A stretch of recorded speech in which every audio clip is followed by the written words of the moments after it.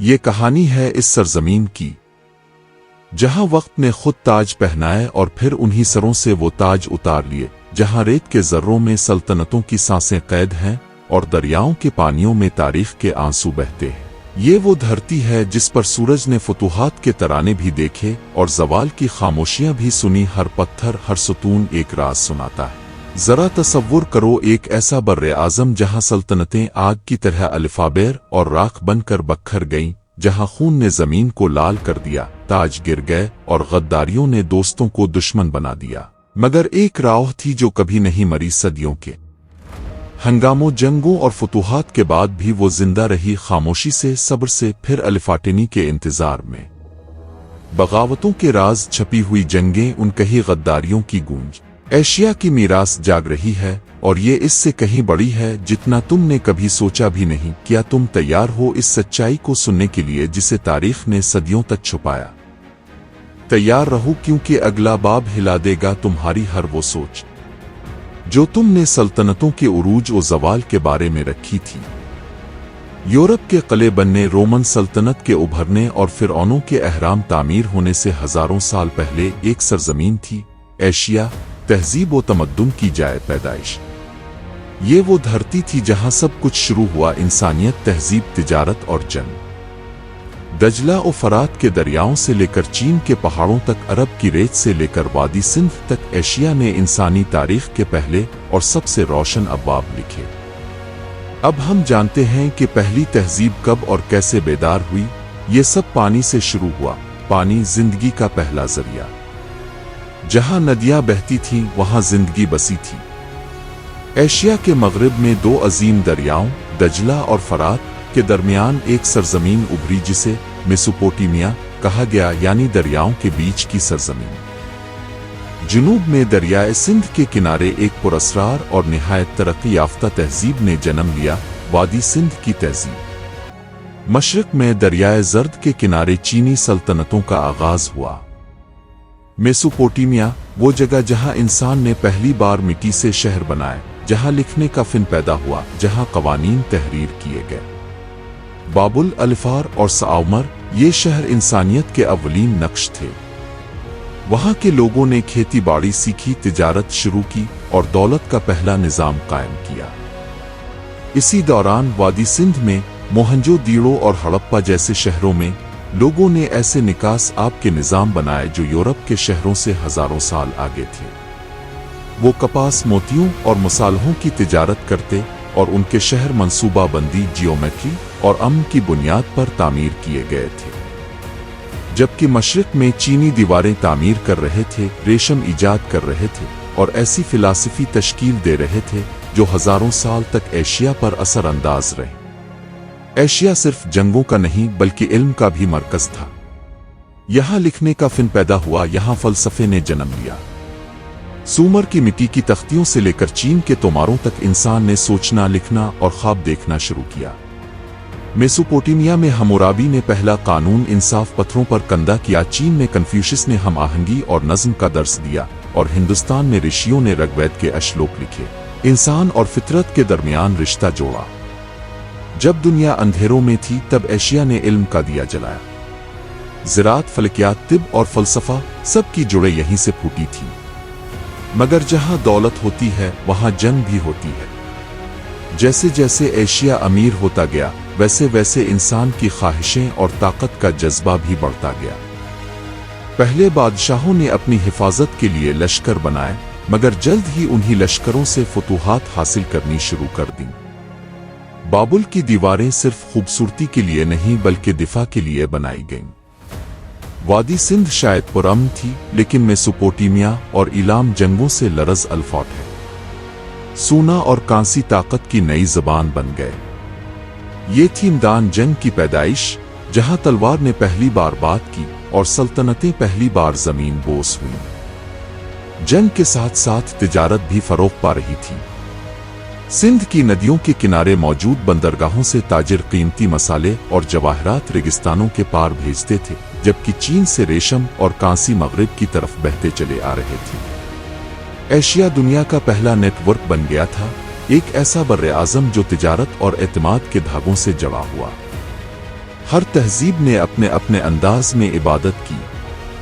Mesopotamia میں لوگ سورج اور چاند کے آگے جھکتے تھے، وادی سندھ میں وہ زمین اور پانی کی پوجا کرتے تھے، جبکہ چین میں لوگ اپنے آباء و اجداد اور آسمان کو سجدہ کرتے تھے۔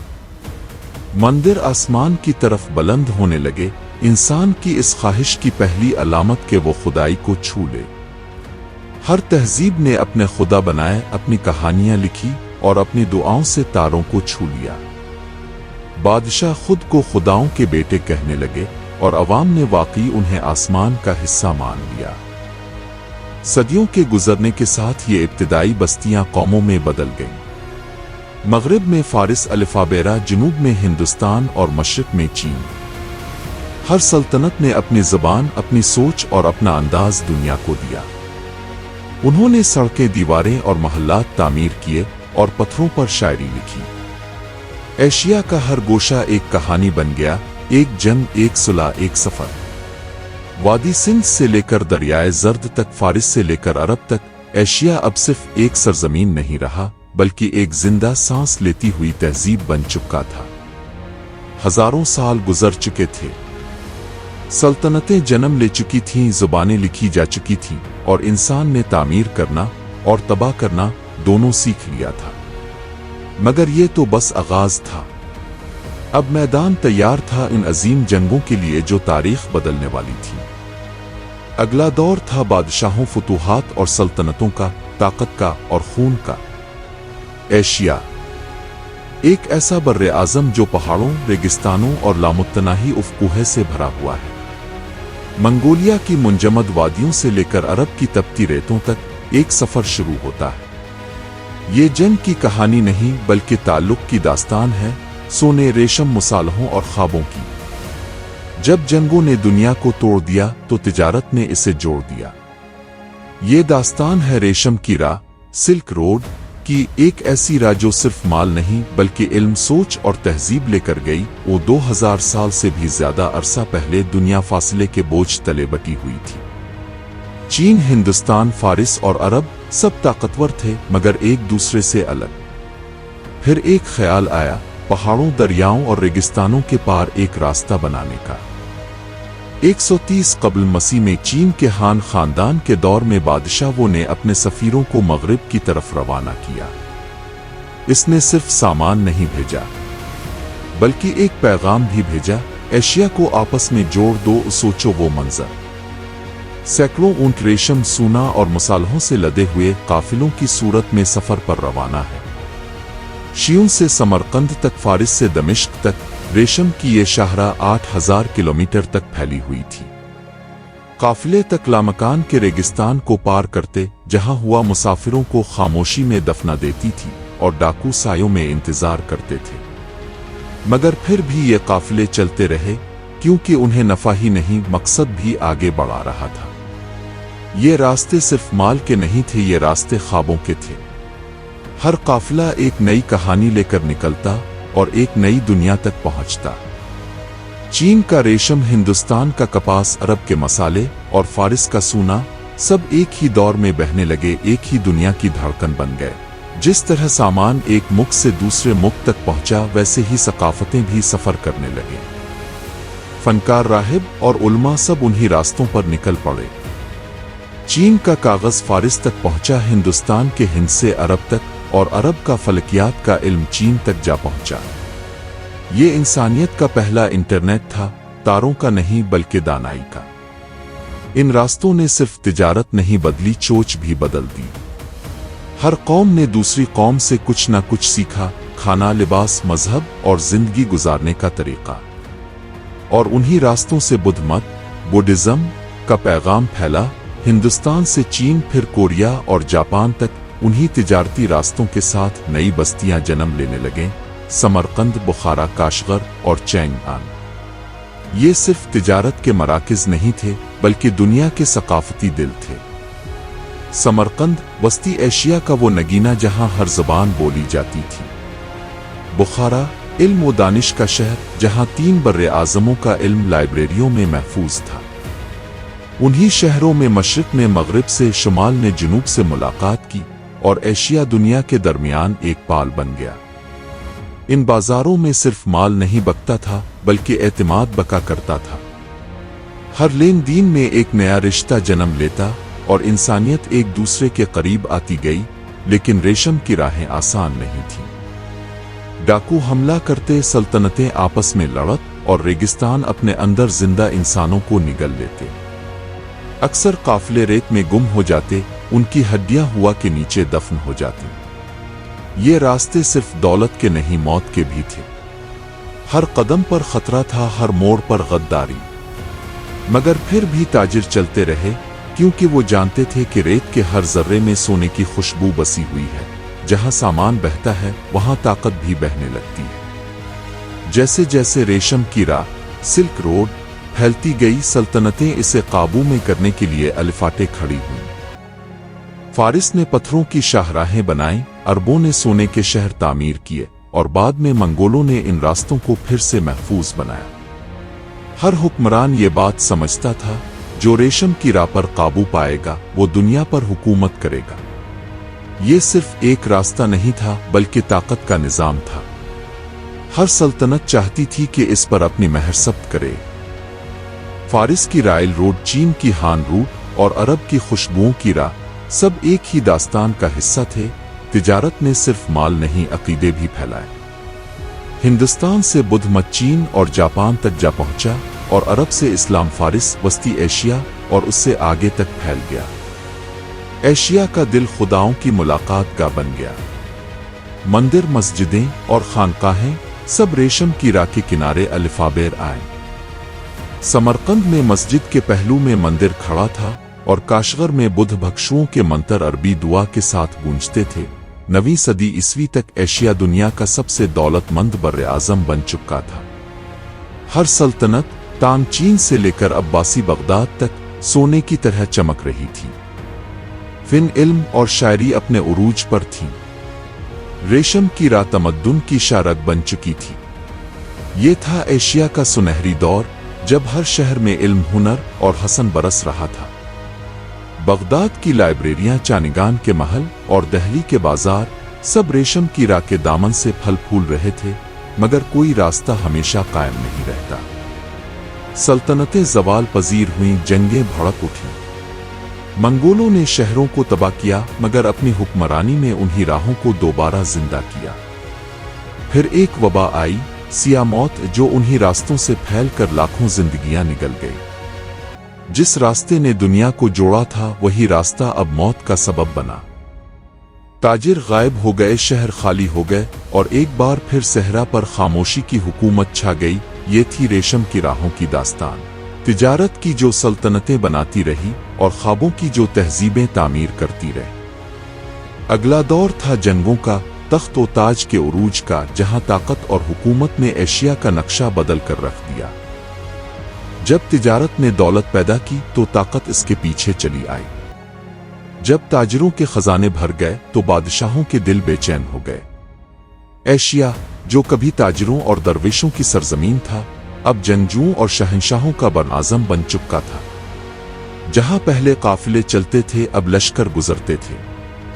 जहां बाजारों में आवाजें गूंजती थीं अब तलवारों की खनक सुनाई देती थी।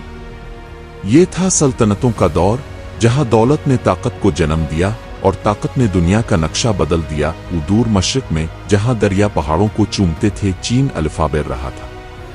हान सल्तनत के ज़ेरे साया इंतशार की जगह नज़्म और ज़ब्त ने ले ली। पहली बार एशिया ने देखा कि एक मुत्तहिद सल्तनत क्या कुछ कर सकती है। हान का दौर एक ऐसा जमाना था जहां इल्म, हुनर और जंग का कामिल इम्तिजाज नजर आया। उन्होंने अजीम द्वान चीन को मजबूत बनाया, सिल्क रोड को महफूज रखा और साइंस और हुक्मरानी को नई बुलंदियों तक पहुंचाया। उन्होंने कागज ईजाद किया ताकि अपनी फतूहात को खून नहीं बल्कि सियाही से लिख सकें। बादशाहों के ज़ेरे हुकूमत चीन बहरुल काहिल से वस्ती एशिया तक फैल गया। हान के लश्करों ने मैदानों पर मार्च किया और दुनिया को दिखा दिया कि एशिया का अजदहा जाग चुका है। जब चीन दीवारें बना रहा था, इस वक्त फारिस सड़कें बना रहा था। ईरान के पहाड़ों से लेकर बुहेरा रोम तक फैली हुई थी तारीख की सबसे अजीम सल्तनतों में से एक, फारिस की सल्तनत। फारिस ने दुनिया को दिखाया कि एक सल्तनत सिर्फ तलवार से नहीं, इंसाफ से भी कायम रहती है। सारस आजम के दौर में फारिस दुनिया की पहली हकीकी आलमी सल्तनत बन गई, मशरिक में भारत से लेकर मगरिब में मिस्र तक। साइरस ने अपने दुश्मनों को कत्ल करके नहीं बल्कि फतह करके दोस्त बनाया। इसने राइल रोड तामीर की, एक ऐसी शाहराह जो सिल्क रोड से जड़कर पूरे एशिया को एक धड़कन में बांध गई। और जब दारिविश आया तो इसने फारिस को सोने के मोहल्लों सिकुए और ऐसे कवानीन से रोशन कर दिया जिन्होंने सदियों तक बादशाहों को मुतासिर किया।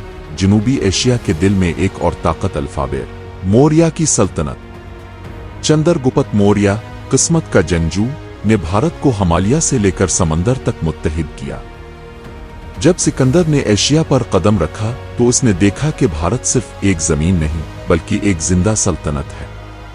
चंद्रगुप्त और बाद में इशुका के ज़ेरे हुकूमत मौर्य सल्तनत कदीम दुनिया की सबसे मुनज़्ज़म, फलसफियाना और ताकतवर कौमों में से एक बन गई। इशुका, वो जंगजू जो राहिब बन गया, ने बादशाहत का मतलब हमेशा के लिए बदल दिया। बरसों की लड़ाई के बाद जब कालंगा में खून बहा, इसने तलवार छोड़कर अमन अपनाया और यूं बुद्ध मत का पैगाम पूरे एशिया में फैल गया। फारिस और चीन के दरमियान वसी घास के मैदान फैले हुए थे, बेइंतहा खेत जहां हुआ और बिजली मलती थी। यहां नई ताकतें जमा हो रही थीं, मैदानों के सवार। यहां से अल्फाबेर वो कौमें जिन्होंने दुनिया को हिलाकर रख दिया, जोंगनो, साइसीन और तोरानी कबाइल। उनकी जंग तलवार से नहीं बल्कि रफ्तार से होती थी। ये दिन रात सवारी करते, तेज, बेरहम और नाकाबिले रोक। यही कबाइल एक दिन दुनिया के सबसे अजीम फातेह को जन्म देंगे। जिंकीज़ खान। इन सल्तनतों को मुनफरिद बनाने वाली चीज सिर्फ उनकी फौजें नहीं थी बल्कि उनका हिकमत व दानिश था। खान सल्तनत ने ब्यूरोक्रेसी को मुकम्मल किया, फारिस ने डाक निज़ाम कायम किया और मौर्य सल्तनत ने कौंसल्स बनाए। हर बादशाह ये समझता था कि ताकत बगैर नज़्म व ज़ब्त के कुछ नहीं। जंग जीतना आसान है मगर इसे चिल्लाना मुश्किल। ये बात सिर्फ एशिया के बादशाहों ने समझी। उन्होंने सड़कें बनाई, सके जारी किए, लाइब्रेरियां कायम की और अपने अवाम के लिए कवानीन लिखे। एशिया ने दुनिया को हुक्मरानी, इंतजामिया और इंसाफ का मतलब सिखाया। जब यूरोप अभी तामीर सीख रहा था, एशिया सोचना सीख रहा था। कन्फ्यूशियस से चाणक्य तक, ज़रतुश्त से लाओ ज़ू तक, एशिया की सल्तनतें सिर्फ ताकत से नहीं बल्कि अक्ल से भी चलाई जा रही थीं। जहां दूसरी कौमें तलवार से फतह हासिल कर रही थीं, एशिया सोच से फतह पा रहा था। कन्फ्यूशियस ने नज़्म व ज़ब्त और एहतराम सिखाया, चाणक्य ने सियासत और हिकमत अमली सिखाई और ज़रतुश्त ने अच्छाई और बुराई का तसव्वुर दिया। ये वो दौर था जब हुकूमत सिर्फ तख्त की नहीं बल्कि ज़मीर की भी थी। फारसी राइल रोड से लेकर हान शाहराहों तक एशिया कभी ना देखे गए अंदाज में जड़ा हुआ था। एक मुख से दूसरे मुख तक चलती इन सड़कों ने सिर्फ माल नहीं बल्कि लोगों के दिल भी जोड़ दिए। पैगंबर, ताजिर और राहिब सब एक ही रास्ते के मुसाफिर बन गए। सल्तनतें एक दूसरे से सीखने लगें। फारिस ने फनून लतीफ़ा हिंदुस्तान से लिए, हिंदुस्तान ने फलसफा चीन से लिया और चीन ने हर चीज को अपने रंग में रंग दिया। जैसे जैसे ये सल्तनतें बढ़ीं वैसे वैसे उनके दरमियान रकाबत भी बढ़ी। सरहदें सख्त होने लगें, इत्तेहादी टूटने लगे। जहां ताकत होती है वहां खतरा भी होता है। फारिस ने यूनान से जंग की, चीन ने खाना बदोशों से नबर्द आजमा हुआ और हिंदुस्तान को शुमाल से हमलों का सामना करना पड़ा। एशिया ये सीख रहा था कि अमन के लिए ताकत जरूरी है और ताकत के लिए कुर्बानी। साइरस से लेकर इशुका तक, खान बोडी से चंद्रगुप्त तक, एशिया के तख्तों ने दुनिया को बदल दिया। उन्होंने महल, सहीफे और सड़कें छोड़ी मगर उनकी असल मीरास उनके अवाम के दिलों में बसी रही। ये बादशाह सिर्फ जंग जीतने वाले नहीं थे, ये तहजीब के मेमार थे। उन्होंने सिखाया कि असल फतह तब हासिल होती है जब आप अपने दुश्मन को दोस्ती में बदल दें। उन्होंने ये भी सिखाया कि सल्तनत बनाने के लिए सिर्फ तलवार काफी नहीं, एक विजन भी जरूरी है। मंगोलिया की सर्द हवाओं से एक तूफान पैदा हुआ, एक कौम बगैर शहरों के मगर फौलादी दिलों वाली। इन धूल भरे मैदानों से जहां घोड़ों के कदमों से जमीन लरसती थी, एक आवाज उठी, टीमोजिन। टीमोजिन एक सरदार का बेटा, जवानी से कब्ल यतीम, हरीफों के शिकार में, मगर तकदीर ने इसके लिए एक मुख्तलिफ नाम लिख दिया था। जिंकीज़ खान, आलमगीर हुक्मरान, सल्तनत से पहले इत्तेहाद आया। मंगोल कबाइल तकसीम थे, तातार, मरकट्स, नीमान, कुरी। हर कबीला अपने लिए लड़ता था, मगर टिमोजिन ने समझा अगर हम एक नहीं हुए तो हम कुछ नहीं। इसने वफादारी कायम की, इंसाफ से, खून से नहीं। वो लोगों को उनकी सलाहियत के मुताबिक तरक्की देता था, नस्ब के मुताबिक नहीं। इंतशार से इसने एक कानून बनाया, आसवा, हर सवार के लिए कानून। और जब आखिरकार सब झंडे एक साथ बुलंद हुए, मैदान घास में एक ही नाम गूंजा, जिंकीज खान। जब इससे पूछा गया ताकत क्या है, जिंकीज मुस्कुराया, ताकत दिमाग में है। जब तुम्हारा दुश्मन यकीन कर ले कि तुम्हें रोका नहीं जा सकता, तुम पहले ही जीत चुके हो। वो मानता था कि आसमान की नगरी ने इसे नज्म और ज़ब्त लाने के लिए मुंतखब किया है। खौफ उसका ढाल बन गया और रफ्तार उसकी तलवार। अजीम सल्तनतें गिरने से पहले छोटी सल्तनतों का इम्तिहान लिया गया। जिंकीज खान ने सबसे पहले कराख्ता पर हमला किया, एक सल्तनत जो सिल्क रोड के रास्तों पर हुक्मरानी कर रही थी। इसका जनरल सोबोताई, हरकत का एक नाबिगा, ने उनकी ताकत को हिकमत अमली से तोड़ा, कत्ल और गारत से नहीं। ये पहली बार था जब मंगोल फौज ने लोगों को फतह करके अपना बनाया। इंजीनियर्स, उलमा और लोहार सब शामिल हुए। 1218 में जिंकीज खान का एक काफिला ख्वारिज़्म की सल्तनत तक पहुंचा। ओतर्रार के गवर्नर ने उन पर जासूसी का इल्जाम लगाया और उन्हें कत्ल कर दिया। ये सिर्फ तौहीन नहीं थी, ये एक चिंगारी थी जो तूफान बन गई। जिंकीज खान ने पैगाम भेजा, मैं तुम्हें अमन दे सकता हूं अगर तुम इंसाफ दो, लेकिन ख्वारिज़्म के सुल्तान ने सर कलम कर दिया। फिर तूफान हरकत में आया। 4 लश्कर हर एक हुआ की मानिंद वस्ती एशिया के रेगिस्तानों से गुजरे। शहर बा शहर फतह हुए, मगर उनके रास्ते नई हुक्मरानी में दोबारा तामीर किए गए। सोबोताई, कमान के पीछे दिमाग। वो एक बर्रे आजम पर 1 लाख आदमियों को एक साथ हरकत दे सकता था और एक ही ज़र्ब लगा सकता था। इसने नक्शों पर वो लकीरें खींची जो बाद में तारीख की सरहदें बन गईं। कराकोरम के पहाड़ों से लेकर कैस्पियन तक इसकी हिकमत अमली सादा थी। दुश्मन को तकसीम करो, रफ्तार से फंसाओ और हुआ की तरह बंद करो। मंगोलों के लिए मैदान जंग नफरत नहीं बल्कि नज्म था। उनके लिए टीनगरी का मतलब तवाज़ुन था। अगर दुनिया बिखरी हुई है तो एक हाथ चाहिए जो इसे दुरुस्त करे। उनके एक जनरल ने कहा, हम फतह इसलिए करते हैं कि मुत्तहिद करें, तबाह करने के लिए नहीं। और शायद वो इस पर यकीन रखते थे। 1220 में मंगोल सामिरकुंद पहुंचे। वस्ती एशिया का नगीना। सामिरकुंद के दरवाजे बंद थे।